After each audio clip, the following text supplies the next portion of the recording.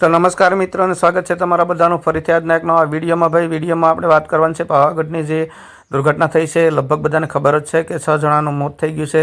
તો જાણવાનું છે કે 6 જણા કોણ છે અને કઈ રીતે બનાવ બન્યો અને એની પાછળ જવાબદાર કોણ છે અને આવું ક્યાંક સુધી ગુજરાતમાં ચાલુ રહેશે એ વિશે આપણે આવા વિડીયોમાં ચર્ચા કરવાની છે. વિડીયો પૂરેપૂરો જોજો અને વિડીયોને લાઇક જરૂરથી કરી દેજો.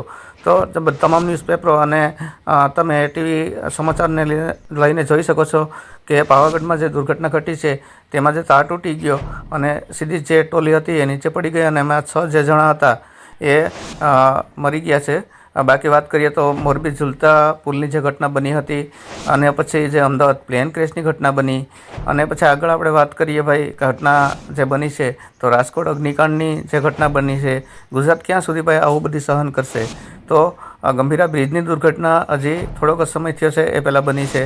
એના પછી પહેલગામ એટેક જે થયો આતંકવાદીનો હુમલો, તો ભાઈ કોના પર વિશ્વાસ કરવો એ અત્યારે કંઈ સમજાતું નથી. એવી દુર્ઘટના બને છે ગુજરાતમાં અને ભારત દેશમાં. તો ભાઈ પ્રશ્ન એ છે કે તંત્ર આમાં શું કરે છે, તંત્ર શું જવાબ अभी આપે मेरे છે पास એ समाचार जो જોવાનું રહ્યું. प्राप्त हुए वहाँ वो पावागढ़ में ऊपर जाने के लिए 2 रोपवे थे। एक में गुड्स माल सामान ले जाने का रोपवे और दूसरे में जो पैसेंजर जो दर्शनार्थी है उनको ले जाने के 2 ये रोपवे थे।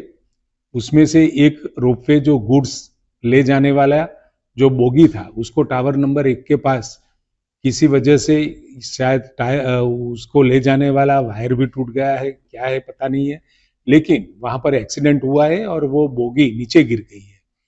उनमें सवार हुए गुड्स रोपवे में 6 जितने लेबर थे वो भी उसके साथ गिरे हैं और उसकी डेथ भी हो गई है।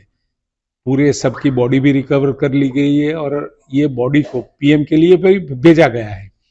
अभी कलेक्टर की ओर से वहां पर एक प्राइमरी रिपोर्ट के लिए તો ભાઈ આ હતા ગાંધીનગરના મંત્રી જે ઋષિકેશ પટેલ કે જેણે નિવેદન આપ્યું છે કે ભાઈ જે રીતે દુર્ઘટના સર્જાઈ છે તેના માટે કમિટી બનાવી છે અને એની જાંચ પૂરેપૂરી કરવામાં આવશે, એની તપાસ કરવામાં આવશે.